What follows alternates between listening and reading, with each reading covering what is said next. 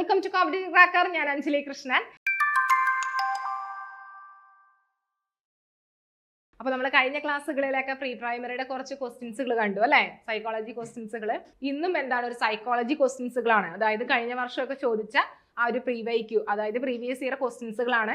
അപ്പോൾ ഇതിലൂടെ എന്തൊക്കെയാണ് മാറ്റങ്ങൾ വന്നിരിക്കുന്നത്, ആ ഒരു സൈക്കോളജി എന്ന് പറയുന്ന ആ ഒരു സെക്ഷനിൽ എന്തൊക്കെയാണ് മാറ്റങ്ങൾ വന്നിരിക്കുന്നത് നിങ്ങൾക്ക് തന്നെ മനസ്സിലാകും ആ ക്വസ്റ്റ്യൻ കാണുകയാണെങ്കിൽ. അപ്പൊ നോക്കിക്കോളാം, ഫസ്റ്റ് ക്വസ്റ്റ്യൻ ഇതാണ്: മനഃശാസ്ത്രത്തിൽ സമഗ്രത എന്ന ആശയം മുന്നോട്ട് വയ്ക്കുന്ന സമീപനത്തിനെ തിരഞ്ഞെടുക്കുക എന്നാണ് ചോദിച്ചിരിക്കുന്നത് അല്ലെ.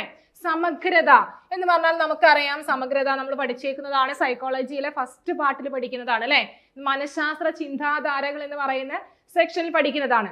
അവിടെ നമ്മൾ മാനവികതാവാദം, സമഗ്രതാവാദം, അതുപോലെ തന്നെ വ്യവഹാരവാദം, ഇതെല്ലാം പഠിക്കുന്നതാണ്. ഹ്യൂമനിസം, ഇതെല്ലാം നമ്മൾ പഠിച്ചു പോകുന്നതാണ്. അതിലെ ഇമ്പോർട്ടൻ്റ് ആയിട്ടുള്ള ഒരു മനഃശാസ്ത്ര ചിന്താധാരയാണ് സമഗ്രതാവാദം, അല്ലെങ്കിൽ നമ്മൾ മറ്റൊരു പേരിൽ ഇതിനെ അറിയപ്പെടും. എന്താണ്? ഗസ്റ്റാൾട്ട് അല്ലെ, ഗസ്റ്റാൾട്ട് തിയറി, ഗസ്റ്റാൾട്ട്. അപ്പോ സമീപനം, ഈ സമീപനം ഏതാണ് നോക്കിക്കേ. മനഃശാസ്ത്രത്തിൽ സമഗ്രത എന്ന് പറഞ്ഞാൽ നമുക്കറിയാം ഗസ്റ്റാൾട്ട് മനഃശാസ്ത്രം. അപ്പൊ ഓർത്തു വെക്കുക, സമഗ്രതാവാദം ഓർ എന്താണ് ഗസ്റ്റാൾട്ട് മനഃശാസ്ത്രം. ഇനി ഇവിടെ ഇതിന്റെ വക്താക്കളും അതുപോലെ തന്നെ ഉപജ്ഞാതാവിനെയൊക്കെ പഠിക്കണം. ആരാണ് അതിന്റെ വക്താവ്, ഉപജ്ഞാതാവൊക്കെ? കൊഫ്ക, കൊഹ്ലർ, വെർത്തീമർ. നമ്മൾ പഠിച്ചേക്കുന്നതാണ്. എന്താണ്? കൊഫ്ക, കൊഹ്ലർ, വെർത്തീമർ. ഇവര് മൂന്ന് പേരുമാണ് ഗസ്റ്റാൾട്ടിൽ മെയിൻ ആയിട്ട് വരുന്ന മനഃശാസ്ത്രജ്ഞര്. ഇതില് വെർത്തീമർ ആണ് ഉപജ്ഞാതാവായിട്ട് വരുന്നത്, ഉപജ്ഞാതാവ്. ബാക്കി രണ്ടുപേരും ആരാണ്? അതിന്റെ വക്താക്കളാണ്. ഇനി ഇതുമായി ബന്ധപ്പെട്ട് ഗസ്റ്റാൾട്ട് തിയറിയിലാണ് നമ്മൾ പഠിക്കുന്നത് എന്താണ്? പ്രശ്ന പരിഹാരത്തിലൂടെയാണ് കുട്ടികൾ എന്ത് ചെയ്യുന്നത്? കാര്യങ്ങൾ പഠിക്കുന്നത്, അല്ലെങ്കിൽ പഠനം നടക്കുന്നത്, പ്രോബ്ലം സോൾവിങ്. ഇനി അതുപോലെ തന്നെ നമുക്ക് ഗസ്റ്റാൾട്ടിലെ തിയറീസുകൾ നമുക്ക് പറയാം. ഏതൊക്കെയാണ്? അന്തർദൃഷ്ടി പഠന സിദ്ധാന്തം, അന്തർദൃഷ്ടി പഠന സിദ്ധാന്തം. ഇത് ഗസ്റ്റാൾട്ട് സിദ്ധാന്തത്തിൽ വരുന്ന തിയറിയാണ്. അതുപോലെ തന്നെ നമുക്ക് ഇംഗ്ലീഷിൽ പറയാം ഇൻസൈറ്റ്ഫുൾ ലേണിംഗ് എന്ന് പറയും. അതുപോലെ തന്നെ ക്ഷേത്ര സിദ്ധാന്തം, അതായത് ഫീൽഡ് തിയറി. ഇതൊക്കെ നമുക്ക് ക്വസ്റ്റ്യൻസ് ചോദിച്ചുകൊണ്ടേക്കുന്നതാണ്. എന്താണ് ക്ഷേത്ര സിദ്ധാന്തം, എന്താണ് അന്തർദൃഷ്ടി സിദ്ധാന്തം. അതുപോലെ തന്നെ ഗസ്റ്റാൾട്ട് ലോസുകൾ, ഇതും നമുക്ക് ഗസ്റ്റാൾട്ട് സൈക്കോളജിയില് പഠനം, ലേണിംഗ് എന്ന് പറയുന്ന ഒരു സെക്ഷനിൽ പഠിക്കാനുള്ള തിയറീസുകളാണ്. അപ്പൊ ഇത് ഓർത്ത് വയ്ക്കുക: അന്തർദൃഷ്ടി സിദ്ധാന്തം, ക്ഷേത്ര സിദ്ധാന്തം, ഗസ്റ്റാൾട്ട് ലോ ഓഫ് ലേണിംഗ്സുകൾ. അപ്പോൾ ഇത് കറക്റ്റ് ആയിട്ട് പഠിച്ചു പോകണം. ഇതിനെ കഴിഞ്ഞ തവണ ക്വസ്റ്റ്യൻസ്, ഇതിന് മുന്നേ നടന്ന ക്വസ്റ്റ്യൻ പേപ്പറിൽ ചോദിച്ചൊരു ക്വസ്റ്റ്യൻ ആണ്. ഇനി നെക്സ്റ്റ് ക്വസ്റ്റ്യൻ നോക്കിക്കേ. താഴെ പറയുന്ന പേരുകളിൽ നിന്നും വ്യക്തിയെ തിരഞ്ഞെടുക്കുക. മാനവികതാവാദത്തിൽ ഉൾപ്പെടുന്ന വ്യക്തിയെ തിരഞ്ഞെടുത്ത് എഴുതുക എന്നാണ് പറഞ്ഞിരിക്കുന്നത്. Ivan Pavlov, call Rogers, B.F. Skinner, Sigmund Freud. ആരാണ്? കാൾ റോജേഴ്സ് ആണ് അല്ലെ. മാനവികതാവാദം, അതായത് ഹ്യൂമനിസം എന്ന് പറയും. ഹ്യൂമനിസം എന്താണ്? ഹ്യൂമനിസം എന്തിൽ വരുന്നതാണ്? ഹ്യൂമനിസവും മനഃശാസ്ത്ര ചിന്താധാരയിൽ വരുന്നതാണ് അല്ലെ. അപ്പൊ അതിലെ പ്രധാനപ്പെട്ട വക്താക്കൾ ആരൊക്കെയാണ്? Call Rogers, glazed, coms, Abraham Maslow. ഇതൊക്കെ ഏതിൽ വരുന്നതാണ്? മാനവികതാവാദത്തിൽ വരുന്നതാണ്. ഇനി മാനവികതാവാദികൾ പറയുന്നത് എന്താണ്? സെൽഫ് ആക്ച്വലൈസേഷൻ, ആത്മസാക്ഷാത്കാരമാണ് ഏറ്റവും പ്രധാനപ്പെട്ടത് അല്ലെ. ആത്മസാക്ഷാത്കാരം, അതായത് സെൽഫ് ആക്ച്വലൈസേഷൻ ആണ് ഇമ്പോർട്ടന്റ് അല്ലെ. മനുഷ്യനൊക്കെ എന്താണ്, എന്തിനു വേണ്ടിയിട്ടാണ്? ആത്മസാക്ഷാത്കാരത്തിന് വേണ്ടിയിട്ടാണ് എന്ത് ചെയ്യുന്നത്? പ്രവർത്തിക്കുന്നത്. അപ്പൊ അതിൽ ഊന്നിക്കൊണ്ടുള്ള ആ ഒരു മനഃശാസ്ത്ര ചിന്താധാരയാണ് മാനവികതാവാദം, ഹ്യൂമനിസം എന്ന് പറയുന്നത്. അതുപോലെ തന്നെ മനുഷ്യന്റെ ഗുണത്തിനും ആത്മബോധത്തിനൊക്കെയാണ് ഹ്യൂമനിസ്റ്റുകൾ അല്ലെങ്കിൽ ഹ്യൂമനിസ്റ്റ് വക്താക്കൾ പ്രാധാന്യം കൊടുക്കുന്നത്. അതുകൊണ്ടാണ് വക്താക്കളെ പഠിച്ചു വെക്കണം എന്ന് പറയുന്നത്. അപ്പൊ വ്യവഹാരവാദത്തിലായാലും അതുപോലെ തന്നെ ഹ്യൂമനിസത്തിലായാലും ഗസ്റ്റാൾട്ടിലായാലും വക്താക്കൾ ആര് എന്ന് ക്വസ്റ്റ്യൻസ് ചോദിക്കാം. അപ്പോൾ ഇവിടെ കറക്റ്റ് ആയിട്ട് ഓർത്തു വയ്ക്കുക, മാനവികതാവാദികൾ ആരെല്ലാമാണോ അതൊക്കെ കറക്റ്റ് ആയിട്ട് പഠിക്കണം. കോൾ റോജേഴ്സ്, അതുപോലെ തന്നെ ഗ്ലേസർ, കോംസ്, എബ്രഹാം മാസ്ലോ, ഇതൊക്കെ മാനവികതാവാദത്തിൽ വരുന്ന വക്താക്കളാണ്. ഇനി നെക്സ്റ്റ് ക്വസ്റ്റ്യൻ നോക്കിക്കേ. നെക്സ്റ്റ് ക്വസ്റ്റ്യൻ ഇതാണ്: താഴെ പറയുന്നവയിൽ ആദ്യ ബാല്യത്തിൽ പെടാത്തത് തിരഞ്ഞെടുക്കുക എന്നാണ് പറഞ്ഞിരിക്കുന്നത്. ആദ്യ ബാല്യം അല്ലെ, ഏർലി ചൈൽഡ്ഹുഡ്. പെടാത്തത് തിരഞ്ഞെടുക്കുക. ഓപ്ഷൻ എ, നടക്കാൻ പഠിക്കുന്നു, സംസാരിക്കാൻ പഠിക്കുന്നു, വൈകാരിക സ്വാതന്ത്ര്യം ആർജിക്കുന്നു, കട്ടിയുള്ള ആഹാരങ്ങൾ കഴിക്കാൻ ശീലിക്കുന്നു. അപ്പൊ ഇതിൽ ഏതായിരിക്കും ആൻസർ ആയിട്ട് വരുന്നത്? പെടാത്തത് എന്നാണ് പറഞ്ഞിരിക്കുന്നത് അല്ലെ. പെടാത്തത് ഇത് ഏത് സെക്ഷനിലാണ്? ഗ്രോത്ത് ആൻഡ് ഡെവലപ്മെന്റ് എന്ന് പറയുന്ന ഏതെന്ന് ചോദിക്കുന്നതാണ് അല്ലെ.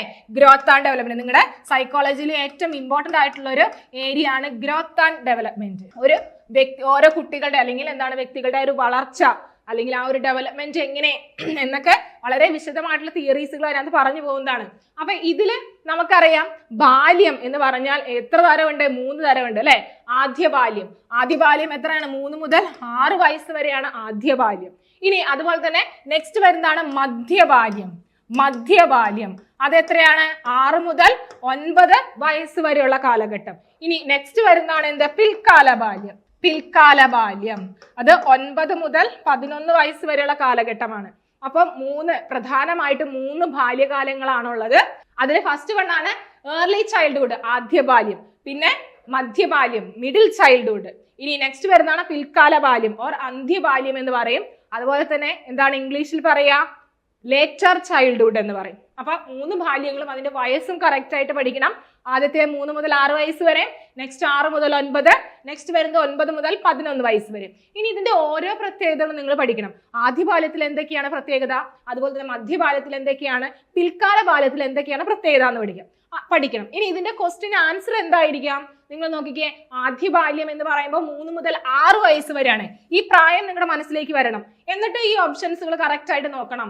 നടക്കാൻ പഠിക്കുന്നതാണോ, അതുപോലെ സംസാരിക്കാൻ പഠിക്കുന്നതാണോ? അതൊക്കെ ഓൾറെഡി നമ്മൾ ചെയ്തു കഴിഞ്ഞിട്ടുണ്ട് ആദ്യ ബാല്യത്തിൽ അല്ലെ. പെടാത്തത് എന്നാണ് പറയുന്നത്. ഏതാണ്? വൈകാരിക സ്വാതന്ത്ര്യം ആർജിക്കുന്നു അല്ലെ. അത് ഏതാണ്? പെടാത്തതാണ്. ഓക്കെ. അപ്പൊ നടക്കാൻ പഠിക്കുന്നു, സംസാരിക്കാൻ പഠിക്കുന്നു, കട്ടിയുള്ള ആഹാരങ്ങൾ കഴിക്കാൻ പഠിക്കുന്നു. ഇതൊക്കെ ഏതിൽ വരുന്നതാണ്? ആദ്യബാല്യത്തിൽ വരുന്നത് തന്നെയാണ് അല്ലെ. ഓക്കെ. അപ്പൊ ഇതാണ് കറക്റ്റ് ആൻസർ ആയിട്ട് വരുന്നത്. പെടാത്തത് അല്ലെ. ആദ്യബാല്യത്തിൽ പെടാത്തത് അതാണ് വൈകാരിക സ്വാതന്ത്ര്യം ആർജിക്കുന്നു. അപ്പൊ ഇനി കോമൺ ആയിട്ട് ആദ്യ ബാല്യത്തിന്റെ പ്രത്യേകതകൾ എന്തൊക്കെയാണ് ഓർത്ത് നോക്കി. ഏർലി ചൈൽഡ്ഹുഡിന്റെ നമ്മൾ കറക്റ്റ് ആയിട്ട് വയസ്സ് ഓർക്കണം. 3 മുതൽ 6 വയസ്സ് വരെയാണ്. അതിന്റെ പ്രത്യേകതകൾ എന്തൊക്കെയാണെന്ന് അറിയാം. നമുക്കറിയാം ഫസ്റ്റ് വൺ നമുക്കറിയാം ടോയ് ഏജ് അല്ലെ. ടോയ് ഏജ് എന്നറിയപ്പെടുന്ന ഏതാണ്? ആദ്യ ബാല്യമാണ്. ടോയ് ഏജ്, കളിപ്പാട്ടങ്ങളുടെ കാലഘട്ടം അല്ലെങ്കിൽ കളിപ്പാട്ടങ്ങളുടെ കാലം എന്ന് പറയും. ഇനി അതുപോലെ തന്നെ താളാത്മകമായിട്ടുള്ള കഥകൾ, പാട്ടുകൾ, ജന്തു കഥകൾ, ഇതൊക്കെ വായിക്കാൻ അല്ലെങ്കിൽ അതൊക്കെ കേൾക്കാനായിട്ട് താല്പര്യം തോന്നുന്ന ഒരു കാലഘട്ടമാണ് ഏത്? ഈ ആദ്യ ബാല്യം എന്ന് പറഞ്ഞത്. ഇനി അതുപോലെ തന്നെ സംഘബന്ധ പൂർവ്വ കാലഘട്ടം എന്ന് പറയുന്നത് പ്രീ ഗ്യാങ് ഏജ് എന്നറിയപ്പെടുന്നതും ഏതാണ്? ഈ ആദ്യ ബാല്യമാണ്. സംഘബന്ധ പൂർവ്വ കാലഘട്ടം, പ്രീ ഗ്യാങ് ഏജ് എന്നറിയപ്പെടുന്നതും ഏത് കാലഘട്ടമാണ്? ആദ്യ ബാല്യഘട്ടമാണ്. ഇനി അതുപോലെ തന്നെ കോമൺ ആയിട്ട് ഒത്തിരി പ്രത്യേകതകൾ ഏതിലുണ്ട്? ആദ്യ ബാല്യത്തിലുണ്ട്. അതെന്തൊക്കെയാണ്? നിങ്ങൾ ഓരോന്നായിട്ട് നിങ്ങൾക്ക് അറിയാം, നിങ്ങളുടെ മനസ്സിലേക്ക് ഓടി വരുന്നുണ്ടാവും. ഇതെന്തൊക്കെയാണ് നിങ്ങളൊന്ന് കമന്റ് ചെയ്തേക്കണേ. അപ്പൊ നമുക്ക് നോക്കാം ഏതൊക്കെയാണ് ആദ്യ ബാല്യത്തിന്റെ കോമൺ ആയിട്ടുള്ള പ്രത്യേകതകൾ. ഫസ്റ്റ് പറഞ്ഞു ഏതാണ്? ടോയ് ഏജ്, സംഘബന്ധ പൂർവ്വ കാലഘട്ടം എന്ന് പറയുന്നു. അതുപോലെ തന്നെ ജന്തുകഥകൾ, താളാത്മകമായിട്ടുള്ള കവിതകൾ, ഇതൊക്കെ എന്താണ് കേൾക്കാനായിട്ട് താല്പര്യം തോന്നുന്ന ഒരു കാലഘട്ടം. അതുപോലെ തന്നെ ഏറെക്കുറെ കുട്ടികൾ എന്താണ് ഒരു ഇമാജിനേഷൻ ലോകത്ത് തന്നെയാണ്. അതുപോലെ തന്നെ ദേഷ്യം, പിടിവാശി, ഷാഠ്യം ഇതൊക്കെ തോന്നുന്ന ഒരു കാലഘട്ടം അല്ലെങ്കിൽ ഇതൊക്കെ ഉള്ള ഒരു കാലഘട്ടമാണ് ഏത്? ആദ്യ ബാല്യം എന്ന് പറയുന്നത്. അതുപോലെ ഓട്ടം, ചാട്ടം, കളികൾ ഇതിലൊക്കെ താല്പര്യം തോന്നുന്ന ഒരു കാലഘട്ടമാണ് ഈ ആദ്യ ബാല്യം. അതുപോലെ തന്നെ കളിക്കോപ്പുകളൊക്കെ ഉപയോഗിച്ച് കളിക്കാൻ തുടങ്ങുന്ന ഒരു കാലഘട്ടമാണ്. അവിടെ എന്താണ്? സചേതനത്വം എന്ന് പറയുന്ന ഒരു രീതി അല്ലെങ്കിൽ ആ ഒരു വികാരം അല്ലെങ്കിൽ ആ ഒരു അംശം ആ കുട്ടികളിൽ തോന്നുന്നുണ്ട്. എന്താണ് സചേതനത്വം എന്ന് പറഞ്ഞാൽ? അതായത് ജീവനുണ്ട്, ഈ കുട്ടികൾ കളിക്കുന്ന എന്തായാലും വസ്തുക്കളായാലും അവയ്ക്കൊക്കെ ജീവനുണ്ട് എന്നുള്ള ഒരു ചിന്ത ആ കുട്ടികൾക്ക് വരുന്ന ആ ഒരു പ്രത്യേകത, അതിനെയാണ് ആ ടേമിനെയാണ് നമ്മൾ സചേതനത്വം എന്ന് പറയുന്നത്. ഈ പേര് കറക്റ്റ് ആയിട്ട് ഒന്ന് ഓർത്ത് വെക്കണം. അപ്പൊ ഇതൊക്കെയാണ് എന്ത്? ആദ്യ ബാല്യഘട്ടത്തിന്റെ ആ ഒരു പ്രത്യേകത എന്ന് പറഞ്ഞാൽ. ഇങ്ങനെ നമുക്ക് മിഡിൽ ചൈൽഡ്ഹുഡിലും അതുപോലെ തന്നെ ലേറ്റർ ചൈൽഡ്ഹുഡിലൊക്കെ ഒത്തിരി പ്രത്യേകതകൾ നമ്മൾ പഠിക്കാനുണ്ട്. അപ്പൊ ഓർത്ത് വെക്കുക ഇത് എന്തൊക്കെയാണ് എന്നുള്ളത് കറക്റ്റ് ആയിട്ട് ഓർത്ത് വെക്കണം. അതുപോലെ തന്നെ വൈകാരിക സ്വാതന്ത്ര്യം ആർജിക്കുന്നു എന്നുള്ളത് തെറ്റാണ് അല്ലെ. അതായത് വൈകാരികമായിട്ടുള്ള ഒരു സ്വാതന്ത്ര്യം കുട്ടികൾക്ക് ഇല്ല അല്ലെ. ഇമോഷൻസുകളൊക്കെ എന്താണ് പ്രകടിപ്പിക്കുന്ന ഒരു കാലഘട്ടം തന്നെയാണ് ഈ ആദ്യ ബാല്യഘട്ടം എന്ന് പറയുന്നത്. ഇനി നെക്സ്റ്റ് ക്വസ്റ്റ്യൻ നോക്കിക്കേ.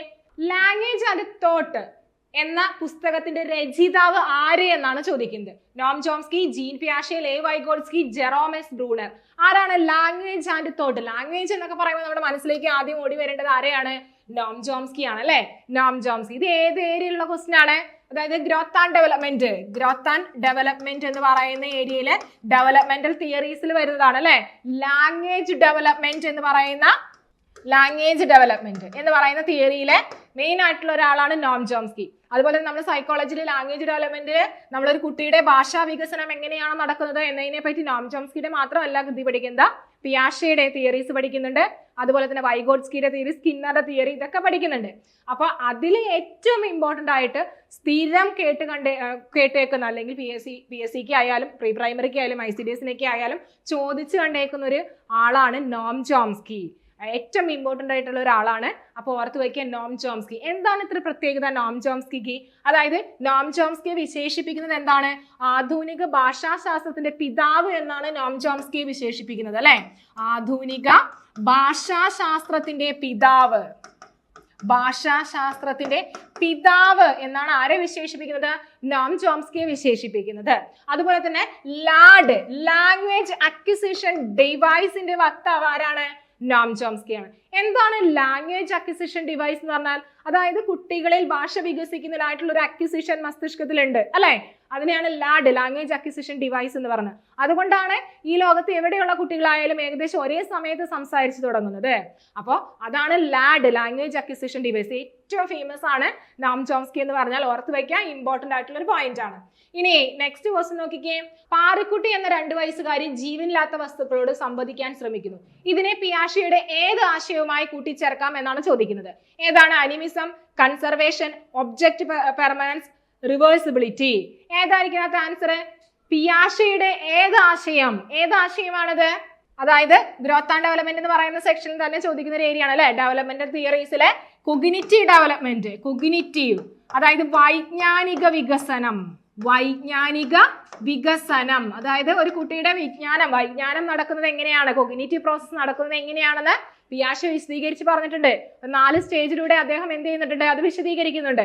അതാണ് പ്രാക് മനോവ്യാപാര ഘട്ടം, അതാണ് ഇന്ദ്രിയ ചാലകഘട്ടം, പ്രാക് മനോവ്യാപാര ഘട്ടം എന്നൊക്കെ പറയുന്ന ആ ഒരു സ്റ്റേജ്. അത് നിങ്ങൾക്ക് വളരെ ഡീറ്റെയിൽ ആയിട്ട് പഠിക്കാനുള്ളതാണ്. നമ്മൾ നോം ചോംസ്കി പറഞ്ഞ പോലെ തന്നെ ഏറ്റവും ഇമ്പോർട്ടന്റ് ആയിട്ടുള്ള ഒരാൾ തന്നെയാണ് പിയാഷെ എന്ന് പറഞ്ഞ. അപ്പൊ എവിടെയായാലും കേറ്ററ്റിനായാലും അതുപോലെ തന്നെ ICDSനായാലും പ്രീ പ്രൈമറിക്കൊക്കെ ആയാലും ഒത്തിരി ചോദിക്കുന്ന ഒരു ഏരിയ ആണ് പിയാഷയുടെ വൈജ്ഞാനിക വികസനം. വൈജ്ഞാനിക വികസനത്തിൽ നമുക്ക് രണ്ട് പ്രധാനപ്പെട്ട ആളുകളുടെ തിയറിയാണ് പഠിക്കാനുള്ളത്. ഒന്ന് പിയാഷയും ഒന്ന് ബ്രൂണറും. അപ്പൊ അതിലെ ഏറ്റവും ഇമ്പോർട്ടന്റ് പിയാഷയാണ്. അപ്പൊ ഇതിലെ ആൻസർ ഏതായിരിക്കാം? അനിമിസം അല്ലെ. അനിമിസം. ഇത് ഏത് സ്റ്റേജിലാണ് അനിമിസം എന്ന് പറയുന്ന ഒരു രീതി വരുന്നത് കുട്ടികൾക്ക്? പ്രാക് മനോവ്യാപാര ഘട്ടത്തിലാണ് അല്ലെ. പ്രാക് മനോവ്യാപാര ഘട്ടം ഏത് പ്രായം മുതൽ ഏത് പ്രായം വരെയാണ്? 2 മുതൽ 7 വയസ്സ് വരെയുള്ള കാലഘട്ടമാണ് അല്ലെ. 2 മുതൽ 7 വയസ്സ് വരെയുള്ള കാലഘട്ടം. ഇനി നമുക്കറിയാം പ്രാക് മനോവ്യാപാര ഘട്ടം എന്ന് പറഞ്ഞാൽ ഏറ്റവും ഇമ്പോർട്ടന്റ് ആയിട്ടുള്ള ഒരു കാലഘട്ടമാണ്. നമുക്കറിയാം പ്രീ പ്രൈമറി കാലഘട്ടം ഒക്കെയാണ് ഈ 2 മുതൽ 7 വയസ്സ് വരെയുള്ള കാലഘട്ടം എന്നൊക്കെ പറയുന്നത്. അതിൽ നിന്ന് ഒത്തിരി ചോദ്യങ്ങൾ ഈ പ്രാക് മനോവ്യാപാര ഘട്ടവുമായി ബന്ധപ്പെട്ട് ഒത്തിരി ചോദ്യങ്ങൾ ചോദിച്ചു കണ്ടേക്കുന്നതാണ്. ഈ പ്രാക് മനോവ്യാപാര ഘട്ടത്തിലെ ഒരു സവിശേഷതയാണ് അനിമിസം എന്ന് പറഞ്ഞാൽ. എന്താണ് അനിമിസം? ജീവനില്ലാത്ത വസ്തുക്കളോട് സംസാരിക്കാൻ തുടങ്ങും. അപ്പൊ നമ്മൾ ചില കുട്ടികളെ കണ്ടിട്ടുണ്ടാവും, തലോണയൊക്കെ വെച്ചിരുന്ന ആ ഒരു കുട്ടിക്ക് തലോണയ്ക്ക് കുട്ടിയായിട്ട് സങ്കല്പിച്ച് അതിനോട് സംസാരിക്കുന്നു, ഭക്ഷണം കൊടുക്കുന്നു, അതിനെ കണ്ണെഴുതിക്കുന്നു, പൊട്ടുകുത്തിക്കുന്നു അല്ലെ. അപ്പൊ അതൊക്കെ എന്താണ്? ജീവനില്ലാത്ത വസ്തുക്കളോട് സംവദിക്കാൻ ശ്രമിക്കുന്നതാണ് അല്ലെ. അപ്പൊ അതിന്റെ പ്രോസസ്സ് എന്ന് പറഞ്ഞാൽ എന്താണ്? അനിമിസമാണ്. ഇനി അതുപോലെ തന്നെ പ്രാക് മനോവ്യാപാര ഘട്ടത്തിന് ഒത്തിരി പ്രത്യേകതകളുണ്ട് അല്ലെ. ഏതൊക്കെയാണ്? ഈഗോസെൻട്രിക് തോട്ട് അല്ലെ. അതുപോലെ തന്നെ ഇർറിവേഴ്സിബിലിറ്റി, അതായത് തിരിച്ചു ചിന്തിക്കാനായിട്ടുള്ള കഴിവില്ലായ്മ. ഇങ്ങനെ ഒത്തിരി സവിശേഷതകൾ അടങ്ങുന്നതാണ് ഏത്? ഈ പ്രാക് മനോവ്യാപാര ഘട്ടം എന്ന് പറഞ്ഞാൽ. അതുപോലെ തന്നെ ഇന്ദ്രിയ ചാലഘട്ടത്തിനും ഒത്തിരി പ്രത്യേകതകളുണ്ട്. അതുപോലെ തന്നെ മൂർധ മനോവ്യാപാര ഘട്ടം, ഔപചാരിക മനോവ്യാപാര ഘട്ടം, ഇതിനൊക്കെ അതിൻ്റെതായിട്ടുള്ള സവിശേഷതകളുണ്ട്. അതെല്ലാം കറക്റ്റ് ആയിട്ട് നിങ്ങൾ ഓരോന്നും പഠിച്ചു വയ്ക്കുകയാണെങ്കിൽ ഈ ക്വസ്റ്റ്യൻ നമുക്ക് ഇതിൽ നിന്ന് ഈ ഏരിയയിൽ നിന്ന് വരുന്ന ക്വസ്റ്റ്യൻ നമുക്ക് ഈസി ആയിട്ട് ആൻസർ ചെയ്യാൻ പറ്റും. അപ്പൊ ഇതിൽ നമുക്കറിയാം റിവേഴ്സിബിലിറ്റി, അതുപോലെ തന്നെ ഒബ്ജക്റ്റ് പെർമനൻസ് ഒക്കെ വരുന്ന ഏത് സ്റ്റേജാണ്? ഒബ്ജക്റ്റ് പെർമനൻസ് വരുന്ന ഏത് സ്റ്റേജാണ്? ഇന്ദ്രിയ ചാലഘട്ടത്തിലാണ് ഒബ്ജക്റ്റ് പെർമനൻസ്. ഇന്ദ്രിയ ചാലഘട്ടത്തിന്റെ അവസാന ഘട്ടത്തിലാണ് ഒബ്ജക്റ്റ് പെർമനൻസ് വരുന്നത് അല്ലെ. ഇനി അതുപോലെ തന്നെ റിവേഴ്സിബിലിറ്റി ഏത് ഘട്ടത്തിലാണ് വരുന്നത്? നിങ്ങളൊന്ന് ആലോചിച്ച് നോക്കിയേ. അത് ആലോചിച്ചിട്ട് നിങ്ങളൊന്ന് കമന്റ് ചെയ്യാട്ടോ. അതുപോലെ തന്നെ കൺസർവേഷൻ ഏത് കാലഘട്ടത്തിലാണ് വരുന്നതെന്ന് നിങ്ങളൊന്ന് ആലോചിച്ച് ഒന്ന് കമന്റ് ചെയ്തേക്കണേ. ഇനി നെക്സ്റ്റ് നോക്കിക്കോളാം. നെക്സ്റ്റ് ക്വസ്റ്റ്യൻ എന്താണ്? താഴെ പറയുന്നവയിൽ പ്രക്ഷേപണ തന്ത്രത്തിൽ പെടാത്തത് തിരഞ്ഞെടുക്കുക എന്നാണ് പറഞ്ഞിരിക്കുന്നത്. പ്രക്ഷേപണ തന്ത്രം എന്ന് പറഞ്ഞാൽ എന്താണ്? പ്രൊജക്റ്റീവ് ടെക്നിക്ക് അല്ലെ? പ്രൊജക്റ്റീവ് ടെക്നിക്ക് എന്ന് പറഞ്ഞാൽ എന്താണ്? ചില കുട്ടികളൊക്കെ ഉണ്ട് എല്ലാ കാര്യങ്ങളൊന്നും എന്താണ് തുറന്നു പറയില്ല. അപ്പോൾ അങ്ങനെ കുട്ടികളുടെ ഉള്ളിലുള്ള കാര്യങ്ങൾ പുറത്തേക്ക് പറയാനായിട്ടുള്ള ടെക്നിക്ക്, അതിനെയാണ് നമ്മൾ എന്ത് പറയുന്നത്? പ്രക്ഷേപണ തന്ത്രം, പ്രൊജക്റ്റീവ് ടെക്നിക്ക് എന്ന് പറയുന്നത്. അപ്പൊ അതിൽ പെടാത്തത് ഏത് എന്നാണ് ചോദിക്കുന്നത്. ഏതായിരിക്കാം പെടാത്തത്? അലക്സാണ്ടർ പാസ് എലോൺ ടെസ്റ്റ് ആണ് പെടാത്തത്. അപ്പൊ നമ്മൾ ഇത് പ്രൊജക്റ്റീവ് ടെക്നിക്സ് പഠിക്കുമ്പോൾ നമ്മൾ ഷോർട്ടായിട്ട് പഠിക്കുന്ന ഒരു കാര്യമുണ്ട് അല്ലെ? ഏതൊക്കെയാണ്? കാറ്റ്, വാറ്റ്, ടാറ്റ് അല്ലെ? നമ്മൾ ഈസി ആയിട്ട് പഠിച്ചെടുക്കുന്നതാണ്. നമുക്ക് ഇങ്ങനെ പഠിക്കുകയാണെങ്കിൽ ഈസി ആയിട്ട് പഠിക്കാം. കാറ്റ്, അതുപോലെ തന്നെ വാറ്റ്, ടാറ്റ്, അതുപോലെ തന്നെ റോഷാക്ക് ഇങ്ക് ബ്ലോട്ട് ടെസ്റ്റ്. ഇത്രയാണ് നമുക്ക് പ്രക്ഷേപണ തന്ത്രത്തിൽ പറയുന്നത്. കാറ്റ് എന്ന് പറഞ്ഞാൽ എന്താണ്? കാറ്റ് ചിൽഡ്രൻ അപ്പർസെപ്ഷൻ ടെസ്റ്റ്. ഇനി വാറ്റ് എന്താണ്? വേർഡ് അസോസിയേഷൻ ടെസ്റ്റ്, അതാണ് വാക്യപൂരണ തന്ത്രം അല്ലെ? Sentence completion test, word association test എന്ന് പറഞ്ഞത്. ഇനി ടാറ്റ് എന്താണ്? തീമാറ്റിക് അപ്പർസെപ്ഷൻ ടെസ്റ്റ്, അതാണ് ഏതാണ്? മുറേയുടെ തീമാറ്റിക് തന്ത്രം എന്ന് പറയുന്നത്. ഇനി റോഷാക്ക് ഇങ്ക് ബ്ലോട്ട് ടെസ്റ്റ് എന്താണ്? റോഷാക്കിന്റെ മഷിയൊപ്പ് തന്ത്രം അല്ലെ? അപ്പൊ ഇങ്ങനെ പഠിക്കുകയാണെങ്കിൽ കാറ്റ്, വാറ്റ്, TAT, Rorschach ink blot test എന്ന് പഠിക്കാൻ നിങ്ങൾക്ക് ഈസി ആയിട്ട് കിട്ടും. ഇനി ഇത് ആരൊക്കെയാണ് കണ്ടെത്തിയതെന്ന് പഠിക്കണം. നമുക്കറിയാം ഈ ടാറ്റ് ആരാ കണ്ടെത്തിയത്? അതുപോലെ തന്നെ കാറ്റ് ആരാണ്? വാറ്റ് ആരാണ്? ഇത് ഈസി ആയിട്ട് നമുക്ക് പഠിക്കാൻ പറ്റും. നിങ്ങൾ നോക്കിക്കേ, റോഷാക്ക് ഇങ്ക് ബ്ലോട്ട് അറിയാം, ഹെർമൻ റോഷയാണ് കണ്ടെത്തിയത്. ഹെർമൻ റോഷയാണ് കണ്ടെത്തിയത്. ഇനി അതുപോലെ തന്നെ വാറ്റ് കണ്ടെത്തിയത് ആരാണ്? CG യൂങ് ആണ് കണ്ടെത്തിയത്. വാറ്റ് കണ്ടെത്തിയത്. ഇനി അതുപോലെ തന്നെ ക്രിസ്റ്റീന മോർഗനും ഇനി മുറയും മോർഗനുമാണ് തീമാറ്റിക് അപ്പർസെപ്ഷൻ കണ്ടെത്തിയത്. Murray and Morgan, Christina Morgan അല്ലെ? അപ്പൊ മുറയും മോർഗനുമാണ് തീമാറ്റിക് അല്ലെ ടാറ്റ് കണ്ടെത്തിയത്. ഇനി അതുപോലെ തന്നെ കാറ്റ് കണ്ടെത്തിയത് ആരാണ്? ബെല്ലാക്ക് ആണ് കാറ്റ് കണ്ടെത്തിയത്. Children apperception test. ഇനി ഇത് എന്തിനൊക്കെയാണ് ഉപയോഗിക്കുന്നതെന്ന് നമുക്ക് കറക്റ്റ് ആയിട്ട് നമ്മൾ ഡീപ്പായിട്ട് പഠിച്ചു പോകേണ്ടതുണ്ട്.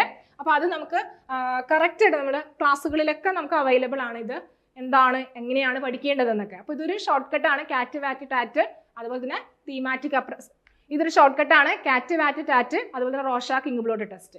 അത് കറക്റ്റ് ആയിട്ട് പഠിച്ചു പോവുക. ഇനി നെക്സ്റ്റ് നോക്കിക്കേ, ഗാഗിനെ വിഭാവനം ചെയ്ത പഠന ശ്രേണിയിൽ താഴെ നിന്ന് രണ്ടാമത്തെ ഘട്ടം തിരഞ്ഞെടുക്കുക. ഗാഗിനയുടെ ഹൈറാർക്കി ഓഫ് ലേണിംഗിൽ വരുന്ന ഒരു 8 സ്റ്റെപ്സിൽ വരുന്നതാണ്. അതിൽ താഴെ നിന്നും രണ്ടാമത്തെ ഘട്ടം കണ്ടെത്തുക എന്നാണ് പറഞ്ഞിരിക്കുന്നത്. അപ്പൊ ഇതിനകത്ത് ഏതായിരിക്കാം? ചോദക പ്രതികരണ ഘട്ടം അല്ലെ? സ്റ്റിമുലസ് റെസ്പോൺസ് ഘട്ടം എന്ന് പറയും. അപ്പൊ നമ്മൾ ഇങ്ങനെ സ്റ്റെപ്പ് ബൈ സ്റ്റെപ്പ് ആയിട്ട് പഠിച്ചിട്ടുണ്ടാവും. ഗാഗിനയുടെ തിയറിയുമായി ബന്ധപ്പെട്ട് ഇങ്ങനൊരു 8 സ്റ്റെപ്പ് നിങ്ങൾ പഠിച്ചിട്ടുണ്ടാവും. ഈ 8 സ്റ്റെപ്പിലും ഓരോന്നിലും പറയുന്നുണ്ട്. ആദ്യത്തെ സ്റ്റെപ്പ് എന്താണ്? അപ്പൊ ആദ്യത്തെ സ്റ്റെപ്പ് ഏതാണ്? സംജ്ഞാ പഠനം അല്ലെ? സംജ്ഞാ പഠനം എന്ന് പറയും. സംജ്ഞാ പഠനം. രണ്ടാമത്തെ സ്റ്റെപ്പ് ആണ് എന്ത്? ചോദക പ്രതികരണം, സ്റ്റിമുലസ് ആൻഡ് റെസ്പോൺസ് എന്ന് പറയുന്നത് അല്ലെ? ചോദക പ്രതികരണം. ഇനി നെക്സ്റ്റ് വരുന്നതാണ് ശ്രേണി പഠനം, ചെയിനിങ് എന്ന് പറയും. ശ്രേണി പഠനം. ഇനി നെക്സ്റ്റ് വരുന്നതാണ് ഏത്? വചന സഹചരത്വം. ഇനി നെക്സ്റ്റ് വരുന്നതാണ് എന്ത്? ബഹുമുഖ പഠനം. ഇനി അതുപോലെ തന്നെ നെക്സ്റ്റ് സെക്ഷൻ ആണ് സംപ്രത്യയം. അതുപോലെ തന്നെ നെക്സ്റ്റ് വരുന്നതാണ് തത്വപഠനം. ഇനി അതുപോലെ തന്നെ നെക്സ്റ്റ് വരുന്നതാണ് പ്രശ്നപരിഹരണം അല്ലെ? പ്രശ്നപരിഹരണം. അങ്ങനെ ഓരോ സ്റ്റെപ്പ് ബൈ സ്റ്റെപ്പ് ആയിട്ട് ഓർഡറിൽ തന്നെ പഠിക്കണം എന്തൊക്കെയാണെന്നുള്ളത്. അപ്പൊ ഇത് ഓർക്കുക, ഗാഗനയുടെ ഏത് ലേണിംഗ് ആണ്? ഹൈറാർക്കി ഓഫ് ലേണിംഗ് അല്ലെ? പഠനത്തിന്റെ ആ ഒരു ഡിഫിക്കൽറ്റിനനുസരിച്ച് അദ്ദേഹം ഓരോ ഘട്ടമായിട്ട് തിരിക്കുന്നുണ്ട്. അതാണ് ഓരോ സ്റ്റേജും എന്തൊക്കെയാണ് അതിന്റെ പ്രത്യേകത എന്ന് പഠിച്ചു വെക്കണം. ഇനി നെക്സ്റ്റ് നോക്കിക്കേ, 10 വയസ്സുള്ള ആനിമോളുടെ IQ 100 ആണെങ്കിൽ ആനിമോളുടെ മാനസിക വയസ്സ് MA എത്ര എന്നാണ് ചോദിക്കുന്നത്. എത്രയായിരിക്കാം? അത് 100 ആണ് അല്ലെ? എങ്ങനെയാണ് നമുക്ക് തിരിച്ചറിയാൻ സാധിക്കുന്നത്? അതിനൊരു ഇക്വേഷൻ ഈസി ആയിട്ട് ഒന്ന് ഓർത്ത് വെച്ചാൽ മതി. IQ കാണാനുള്ള ഇക്വേഷൻ ഓർക്കുക. IQ ഈസ് ഈക്വൽ MA/CA × 100 അല്ലെ? MA/CA × 100 ആണ്. ഇനി ഇവിടെ നമുക്ക് എന്താണ് ഒരു കറക്റ്റ് ആയിട്ടുള്ള ഒരു ഫോർമാറ്റ് ഉണ്ട്. അതായത് നമുക്കറിയാം CAയും അതുപോലെ തന്നെ MAയും തുല്യമാണെങ്കിൽ ഏതായിരിക്കാം? IQ 100 ആയിരിക്കും. CAയും MAയും തുല്യമാണെങ്കിൽ IQ 100 ആയിരിക്കും. ഇനി CAക്കാളും MA ആണ് കൂടുതൽ, MA കൂടുതൽ, മാനസിക വയസ്സാണ്, മെന്റൽ ഏജ് ആണ് കൂടുതൽ എങ്കിൽ എന്താണ്? അതിന്റെ IQ എന്താണ്? 100ൽ കൂടുതലായിരിക്കും, 100ൽ കൂടുതൽ.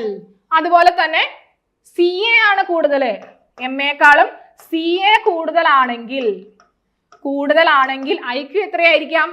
100ൽ കുറവായിരിക്കും, 100ൽ കുറവായിരിക്കും. IQ 100ൽ കുറവായിരിക്കും. ഈ ഒരു ഫോർമാറ്റ് ഓർത്ത് വെക്കുകയാണെങ്കിൽ നിങ്ങൾക്ക് ഈസി ആയിട്ട് ആൻസർ ചെയ്യാൻ പറ്റും. അപ്പൊ ഇവിടെ എന്താണ്?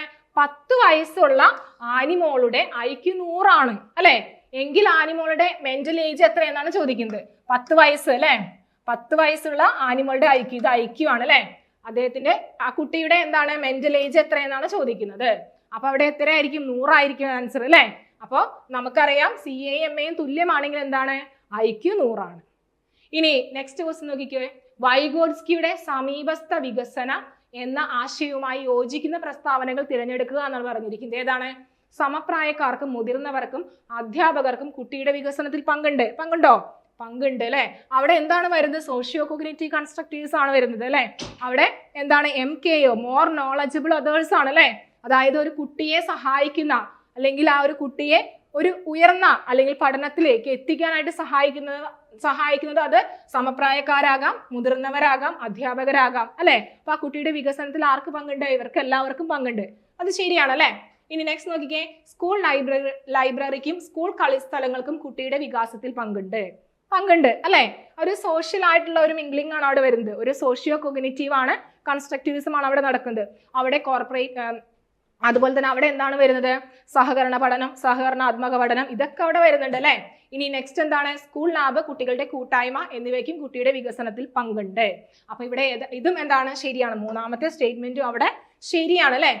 ലാബ്, കുട്ടികളുടെ കൂട്ടായ്മ, ഇതൊക്കെ എന്താണ്? സഹകരിച്ച് പഠിക്കുക എന്നുള്ള ഒരു ഇതിലേക്കാണ് വരുന്നത് അല്ലെ. അപ്പൊ ഇവിടെ ഏതായിരിക്കും ആൻസർ ആയിട്ട് വരുന്നത്? 1, 2, 3 എന്താണ്? ഇവിടെ കറക്റ്റ് ആൻസർ ആണ്. ഓർത്ത് വെക്കുക, 1, 2, 3 ശരിയായിട്ടുള്ള ആൻസർ ആണ്.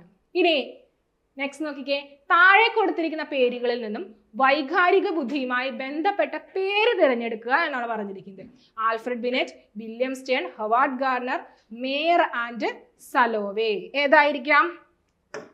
Mayor and Salovey. ഏതായിരിക്കാം? താഴെ കൊടുത്തിരിക്കുന്ന പേരുകളിൽ നിന്നും വൈകാരിക ബുദ്ധി, ഇമോഷണൽ ഡെവലപ്മെന്റ് അല്ലെ. ഇമോഷണൽ ഏതാണ്? EQ. അത് ആരുടെയാണ്? Mayer and Salovey. Peter Salovey and John Mayer അല്ലെ. ഇവർ രണ്ടുപേരാണ് വൈകാരിക ബുദ്ധി എന്ന് പറയുന്ന ഒരു ആശയം അല്ലെങ്കിൽ ആ ഒരു പേര് കൊണ്ടുവന്നത്. പക്ഷെ ഈ ആശയം പ്രസിദ്ധമായി ആർജിച്ചത് ആരുടെ ആ ഒരു ടെക്സ്റ്റ് അല്ലെങ്കിൽ ആരുടെ കൃതിയോട് കൂടിയാണ്? ഡാനിയൽ ഗോൾമാന്റെ അല്ലെ. ഡാനിയൽ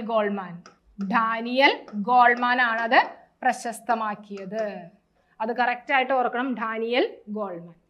ഇനി നെക്സ്റ്റ് ക്വസ്റ്റ്യൻ നോക്കിക്കോളാം. താഴെ കൊടുത്തിരിക്കുന്ന പേരുകളിൽ നിന്നും താഴെ പറയുന്നവയിൽ ബ്രൂണറുമായി ബന്ധമുള്ള ആശയം ഏത് എന്നാണ് ചോദിക്കുന്നത്. ബ്രൂണറുമായി ഏറ്റവും ബന്ധമുള്ള ആശയം തിരഞ്ഞെടുക്കുക. ഏതാണ്? ബ്രൂണർ എന്ന് പറയുമ്പോൾ ആദ്യം മനസ്സിലേക്ക് ഓടി വരേണ്ടത് ആരാണ്? ചാക്രികാരോഹണ രീതി അല്ലെ. ഏതാണ്?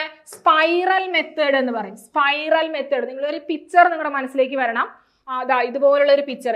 എന്താണ് സ്പൈറൽ മെത്തേഡ് എന്ന് പറഞ്ഞാൽ? അതായത് എന്താണ്? വലുതിൽ നിന്ന് ചെറുതിലേക്ക്, അതുപോലെ തന്നെ ലളിതമായതിൽ നിന്നും സങ്കീർണമായതിലേക്ക്, അത് കൂടാതെ എന്താണ്? ആ ഒരു ബന്ധം മുറിഞ്ഞു പോകാതെ അല്ലെ, ബന്ധം മുറിഞ്ഞു പോകാതെയുള്ള ആ ഒരു രീതി, അതാണ് ചാക്രികാരോഹണ രീതി. ഇപ്പോഴൊക്കെ ഉപയോഗിക്കുന്ന ആ ഒരു ടെക്സ്റ്റ് ബുക്ക് മെത്തേഡാണ് അല്ലെ ചാക്രികാരോഹണ രീതി. സ്കൂളുകളിലൊക്കെ ഉപയോഗിക്കുന്നതാണ് ചാക്രികാരോഹണ രീതി, സ്പൈറൽ മെത്തേഡ് എന്ന് പറയും. ഇനി നെക്സ്റ്റ് നോക്കിക്കോളാം. ഉദ്യമിപ്പിക്കുന്ന പ്രതിചേഷ്ടയെ, അതായത് എമിറ്റഡ് റെസ്പോൺസിനെ കുറിച്ച് പ്രതിപാദിക്കുന്ന സിദ്ധാന്തം തെരഞ്ഞെടുത്ത് എഴുതുക എന്നാണ് ചോദിക്കുന്നത്. Emitted response and elicited response, അങ്ങനെ രണ്ട് റെസ്പോൺസിനെ പറ്റി പറയുന്നുണ്ട് അല്ലെ. Emitted and elicited. എന്താണ് എമിറ്റഡ് റെസ്പോൺസ്, എലിക്റ്റഡ് റെസ്പോൺസ്? ഇത് ആരുമായിട്ട് റിലേറ്റ് ചെയ്തതാണ്? ശ്രമപരാജയ സിദ്ധാന്തം, ട്രയൽ ആൻഡ് ഇറർ. ആരുടെയാണ് ട്രയൽ ആൻഡ് ഇറർ? തോണ്ടേക്കിന്റെ ആണ് അല്ലെ. തോണ്ടേക്കിന്റെ trial and error or bond theory എന്നൊക്കെ പറയും അല്ലെ. ബോണ്ട് തിയറി, ബന്ധ സിദ്ധാന്തം എന്നൊക്കെ നമ്മൾ പറയും. അപ്പോൾ എന്താണ് നമുക്കറിയാം, ശ്രമപരാജയ സിദ്ധാന്തം ആരിലാണ് പരീക്ഷണം നടത്തുന്നത്, എന്താണ്, എന്തിലൂടെയാണ്, അതുമായി ബന്ധപ്പെട്ട ലോസുകൾ എന്തൊക്കെയാണെന്ന് കറക്റ്റ് ആയിട്ട് അവിടെ ഓർക്കണം. അപ്പോൾ ഇവിടെ നമ്മൾ ക്വസ്റ്റ്യൻ ചോദിക്കുന്നത് emitted response and elicited response. എന്താണ് എമിറ്റഡും എന്താണ് എലിക്റ്റഡും അത് കറക്റ്റ് ആയിട്ട് പഠിച്ചു പോകണം. എന്താണ് എമിറ്റഡ് ഓർത്ത് നോക്കിയേ, അതായത് അജ്ഞാതമായ ചോദകങ്ങളെ പ്രതികരിക്കുന്നത്, ചോദകങ്ങളോട് പ്രതികരിക്കുന്നത്, അതാണ് എമിറ്റഡ് റെസ്പോൺസ് എന്ന് പറഞ്ഞാൽ. ഇനി എലിക്റ്റഡ് എന്ന് പറഞ്ഞാൽ എന്താണ്, വ്യക്തമായ ചോദകങ്ങൾക്ക് പ്രതികരിക്കുന്നത്, അതാണ് എലിക്റ്റഡ് റെസ്പോൺസ് എന്ന് പറഞ്ഞാൽ. അപ്പൊ ഇത് കറക്റ്റ് ആയിട്ട് ഓർത്ത് വെക്കുക. ആരുടെയാണ്? ശ്രമപരാജയ സിദ്ധാന്തം തോണ്ടേക്കിന്റെ ആണ്. അതുപോലെ തന്നെ ബോണ്ട് തിയറി എന്നൊക്കെയാണ് അറിയപ്പെടുന്നത് എന്ന് കറക്റ്റ് ആയിട്ട് ഓർക്കുക. ഇനി നെക്സ്റ്റ് നോക്കിക്കോളാം, സാമ്യ വ്യത്യാസങ്ങൾ കണ്ടെത്താൻ എന്ന പ്രവർത്തനം കുട്ടിയുടെ ഏത് വികാസ മേഖലയ്ക്കാണ് കൂടുതൽ പ്രാധാന്യം നൽകുന്നത് എന്നാണ് ചോദിക്കുന്നത്. സാമ്യ വ്യത്യാസങ്ങൾ കണ്ടെത്തുക ഏതായിരിക്കാം?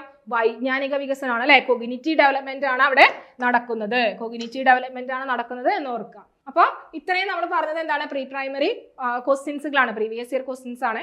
അപ്പോൾ ഓർത്ത് വയ്ക്കുക, നമുക്ക് പ്രീ പ്രൈമറി ആലപ്പുഴ നോട്ടിഫിക്കേഷൻ വന്നിട്ടുണ്ട്.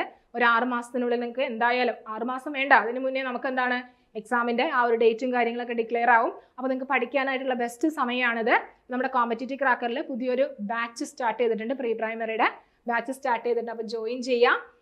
അപ്പോൾ നമുക്കറിയാം ഇതിന്റെ ഫീച്ചേഴ്സ്, നമുക്ക് റെക്കോർഡിംഗ് ക്ലാസ്സുകളുണ്ട്, PDF നോട്ട്സുകൾ, അതിന്റെ താഴെ ക്വസ്റ്റ്യൻസുകൾ, അതുപോലെ തന്നെ PYQ സെക്ഷൻസുകളുണ്ട്, അതുപോലെ തന്നെ വീക്കിലി നിങ്ങൾക്ക് ലൈവ് ക്ലാസ്സുകൾ വരുന്നുണ്ട്.